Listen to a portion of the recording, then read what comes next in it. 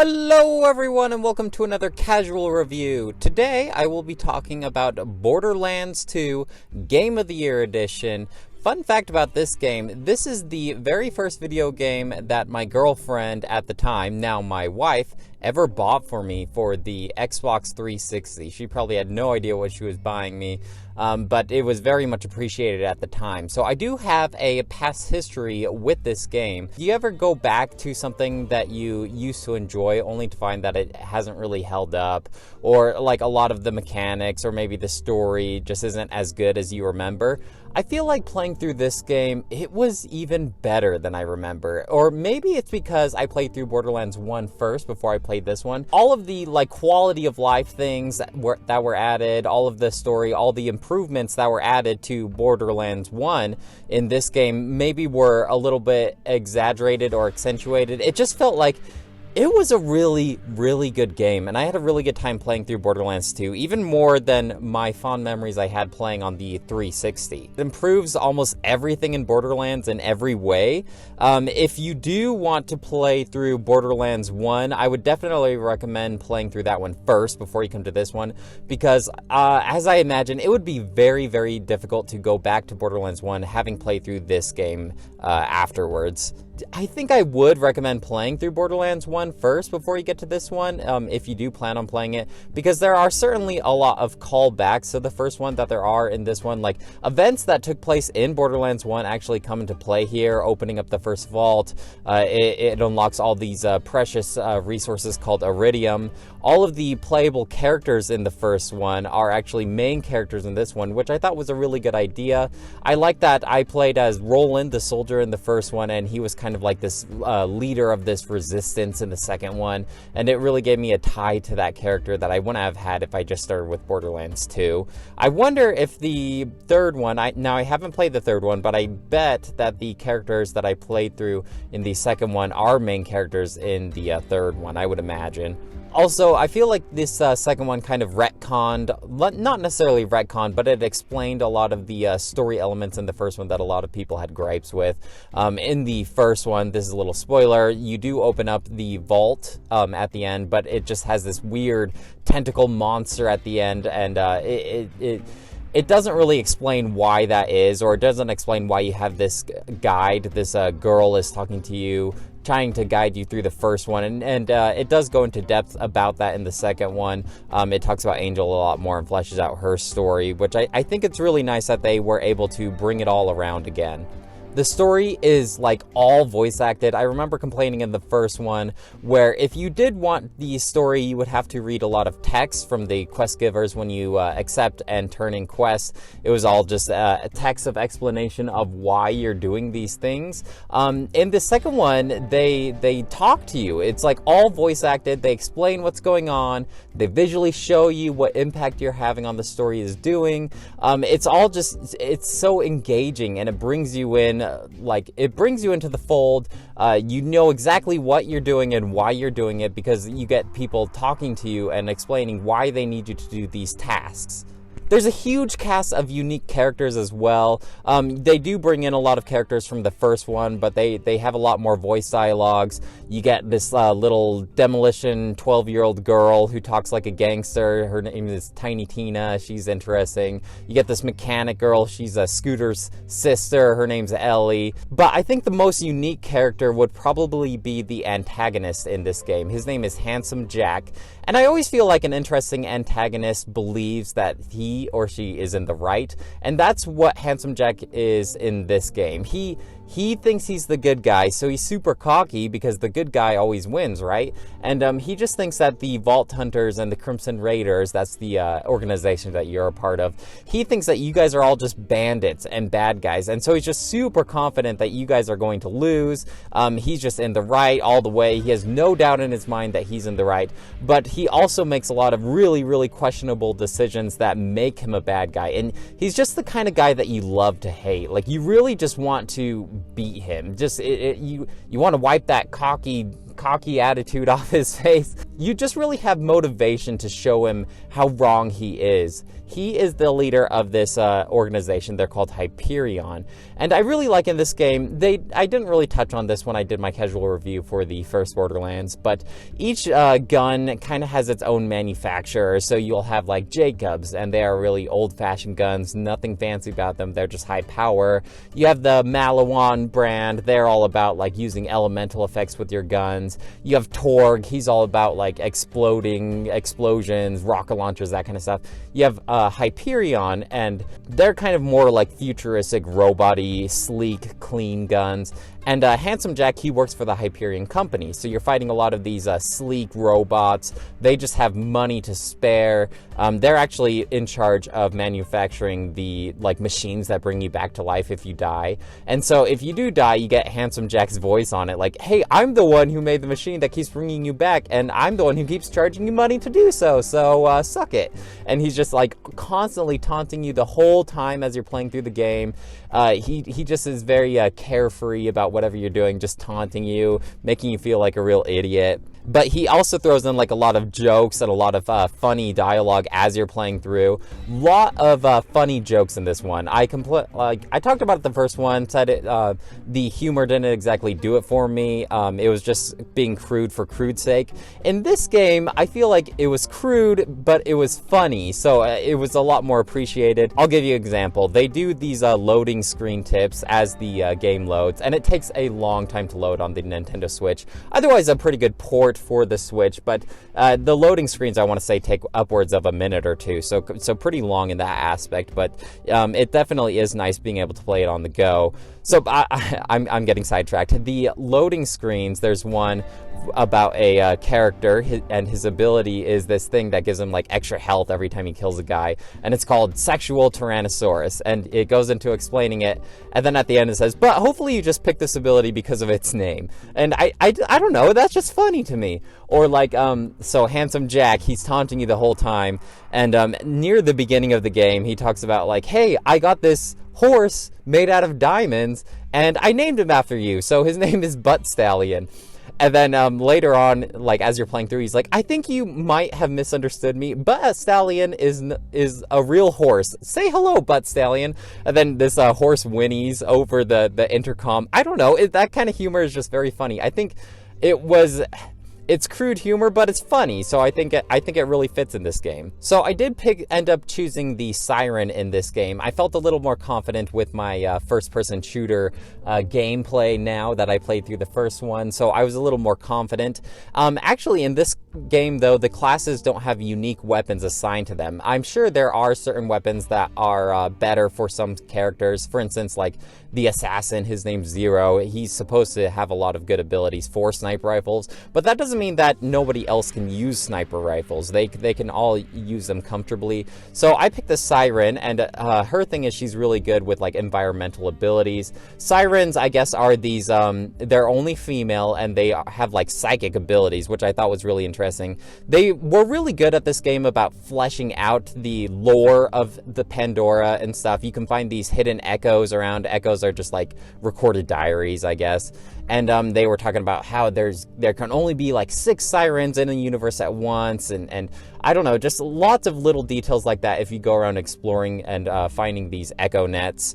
Really good about fleshing it out, surprisingly. In a game like this, you wouldn't think that there'd be too much lore or world building, but there's a ton to uncover here. So I picked the Siren. I ended up really liking her abilities. Her main action skill is she can lift a character like up into the air and make them motionless. If it's a really big character, it just does damage to them, but I felt like it was nice to like lock in an enemy and have them go up. And then through abilities, one of my complaints about the first one is the abilities didn't feel that impactful or that exciting. In this one, they do a ton of different stuff. So I ended up going into our action skill and leveling that up a ton, so it would do like this big ol' area of effect damage. It'll apply all the elemental effects on a character that you do phase lock, and it just does a ton of damage around them whenever you phase lock someone. So I ended up saving a lot of ammo and time being able to do a cool elemental effects like that. They did add an elemental effect called Slag. I'm not sure if I really like it. Like I mentioned in the first Borderlands, there's like electric powers, there's fire, there's that kind of stuff. Slag is, if you apply a slag effect to someone and then switch to a non-slag weapon, it does extra bonus damage. I felt it kind of cumbersome to do that. Fortunately, the Siren has an ability where when you phase lock someone, it applies a slag effect to them. So this was really nice against like bosses. You apply the slag effect and then you can do just a ton of damage without having to take the time to switch out to a different gun. The driving in this one felt a lot better as well. The vehicles felt really weighty, but they wouldn't get stuck. I mentioned in the first one, I just kept getting stuck on these rocks. In this one, I feel like they had a really good system of leveling out your vehicle so it could get out of sticky situations. It just felt better driving in this one than it did the first one. Also, can't get hurt from fall height, which is a lot more exciting than it sounds. In the first one, I kept dying because I would jump off a cliff and it ended up being farther than I thought it would be and I would just die. In this one, you can jump off this huge skyscraper and you'll be fine. Like, it really makes the gameplay move a lot faster. Also, I feel like they were a lot more generous with their fast travel system. In the first one, I felt like I was backtracking a lot. And in this one, they would give you quests to backtrack in areas that you've already cleared through. Kind of a pet peeve, but at least we could fast travel to them a lot quicker than having to run all the way back to that location. But I really wish that there was a better way of giving out side quests and quests when you would go to a new area. I feel like they should just give us everything so we can do it all at once rather than you do the main part, like the main quest in the area, and then you have to backtrack, and by then all the guys have respawned. It felt kind of tedious in that way. Another request that I hope is in Borderlands 3 or even the pre-sequel, I wish we could track multiple quests at the same time. It felt like I kept having to track one quest, go to the map, see what one's closer, then go to a different quest, see if that one was even closer. I just wish we could track all of the quests in the same area. Just give it to me all at once, baby. I like the customization of my character as well. You, as you play through like quest awards and things like that, you can unlock different skins, which that was in the first one, but you can also unlock different heads. And the heads are actually very, very different. You can get, especially if you have all the DLC, I got like this elven braid for my character. I got this really cool helmet that kind of looks like Ant-Man's helmet. Lots of different customization like that, which was really nice, and it made my character really feel unique and like she was my own kind of character. Speaking of unique, the quests in this game are all so different, and I feel like I did all of the side quests in the main game besides all the arena stuff. I'm really not that big of a fan of the arena, just go around in this circle and shoot enemies, so I did skip all that stuff, but I did all the side quests in the main game. Which I feel like made me a pretty over-leveled character, but that's kind of what I want in a game like this. I want to feel like I really earned this power. Unfortunately, for the DLC, I was just so over-leveled that it wasn't even like a challenge at all. I played through this game like I did through the first one, where I figured I would do all the main game and then I'd go back and do all the DLC. But a lot of the DLC only scales up to level 35, and by the time I did do most of the DLC, I was level 40, 41, 42. And I actually did these out of order, unfortunately. I really wish there was some sort of indicator what level you should be playing through these DLCs, what part of the story you should be playing through them, but there was nothing like that. So I did play through the very final DLC, and it was kind of, I think this one was added free for a while to people who owned Borderlands 2, and it's just setting up Borderlands 3, it's setting up how Sanctuary falls, and it's just really setting up the story for Borderlands 3. So I accidentally played through that DLC first, which is weird because then you go back and you play through with characters that aren't necessarily around after that extra DLC. There are just certain story beats that you should really do your research on which DLC to play first. So I played through that one. The character kind of reminded me of General Knox in the first Borderlands DLC. He's just this army dude who's tasked with destroying the Crimson Raiders. He's all about using these poisonous vines to kind of mutate characters. And then, so you're fighting a lot of these like plant zombie guys. It was a really fun DLC, and I feel like it was well made with really important story beats. This one introduces effervescent weapons, and I talked earlier, there's like different rarities, that kind of thing, where the text of the weapon determines how rare it is. So orange used to be the most rare type of weapon that you could get, but this one introduces effervescent, and the text is just always changing colors. I got this really sparkly, shiny assault rifle that was just so overpowered. So I used that one throughout the playthroughs of the rest of the DLC, and I never had to replace it because it was like the best assault rifle in the whole game.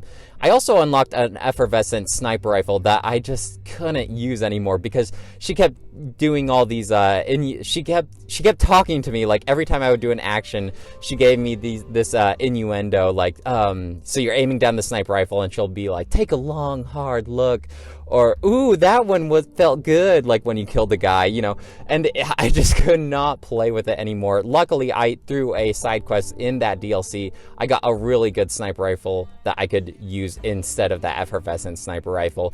I wish there was some sort of option to turn off your gun talking to you. It sounds silly, but it just, like, every time you do an action, every time you look down the scope, shoot, reload, she would just say something, and it just got really annoying. It was funny, I want to say, for the first 5 minutes, though. As for the other DLC, let's see. This was probably my favorite DLC, but it's Tiny Tina, that 12-year-old character I was telling you about earlier.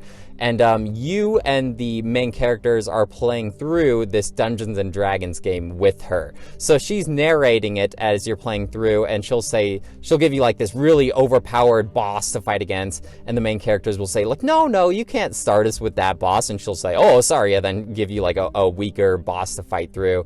And then she'll just be narrating it, but all the other main characters will be having input as she narrates this Dungeons and Dragons game with you. I feel like this mixed up the game the most because it was all medieval times. So you get like a shotgun that shoots out swords, you fight dwarves, you fight orcs, that kind of thing. It was just really good, varied gameplay, and it was a nice change of pace. I mentioned earlier that the environments were very different than the first plain old boring desert-y kind of environment.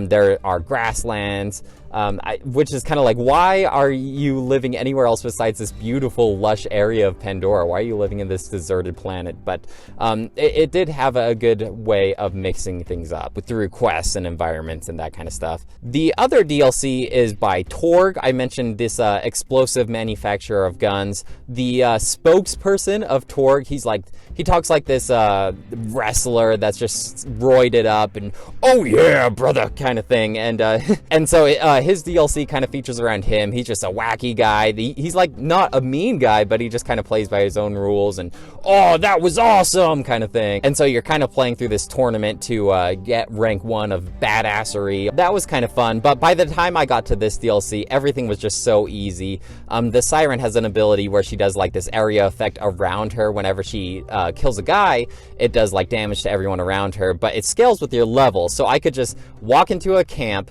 kill a guy, and then walk through it, and everyone who deigned to come near my character would just die instantly because I was so overleveled.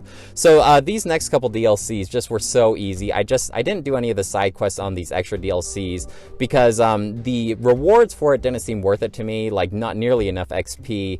I already had like the best weapons in the game, so there wasn't much incentive to do it besides seeing what the main campaign was all about. Another DLC, like I mentioned, there's just so much content to this game. It takes place with this character called Sir Hammerlock, and he's kind of like this gentleman hunter. So this DLC kind of takes place like, how would I describe this? Kind of Indiana Jonesy. If you've ever been to Adventureland at Disneyland, it would be like this. Very you get like the natives, but it's like adventure kind of safari kind of thing. So you're playing through and you're supposed to go on a gentleman's hunt, but then the natives have this scientist who's cloning Handsome Jacks. It's kind of like this wacky storyline, but it is a nice change of pace. You drive around these boats, these skiffers, if you will, and they're kind of fun to drive around compared to the normal vehicles that you would drive around. But like, you know, just super easy. I cruised through this one pretty quick, along with this last one that I want to talk about, where you're supposed to be like this pirate. This one I'm not too sure about because it's all about this piratey theme, but it still has the same old plain desert setting. I really wish that they I mean, you could have just said there was an ocean on Pandora and just had us go around on the water, but instead you're flying these hover boats over this deserty area. Pretty same to what I'm used to in typical Borderlands fashion. The story itself wasn't that great, but I did really like the final boss on this campaign. After doing all these DLCs and all these side quests, there was still a ton of other stuff that I could do if I really wanted to. There's also like a bonus plus, a new game plus mode for this where you can just, you keep all your stuff, but all the other guys were leveled up to you. I really wish that all the extra DLC stuff could level up to where you were besides... I feel like they only really leveled up to like 35, so I wish all the guns and stuff would level up, and that would really give me incentive to keep on playing, but I don't want to do a new game plus or anything like that. I think I am ready to move on from this game, and eventually I would like to get to the pre-sequel. I've never played that one before compared to Borderlands 1 and 2, so I'm interested to see what that one's all about, but it's just a really fun game, guys. They do everything right. And I think this would be a really good deserted island game. You know, you always get that question, like, if you could bring one game on a deserted island, what would it be? This game would be a very good candidate because all the quests just feel so unique. There's so much content, so much replayability. I would definitely recommend playing through this game. If you're only going to play through one Borderlands game, I would recommend this one. 5 out of 5. It's an amazing game, and it's so much better than what I remember in my past memories, which, you know, that usually doesn't happen. It's just a good game, and if you have someone to play through it with, I think it would be an even better experience. But that's all I have to say about Borderlands 2 for now. Let me know if you have any questions or comments about this game, any memories, any funny stories that you have. I'd love to hear it all. That should be it for me, though. I'll talk to you guys later. Bye!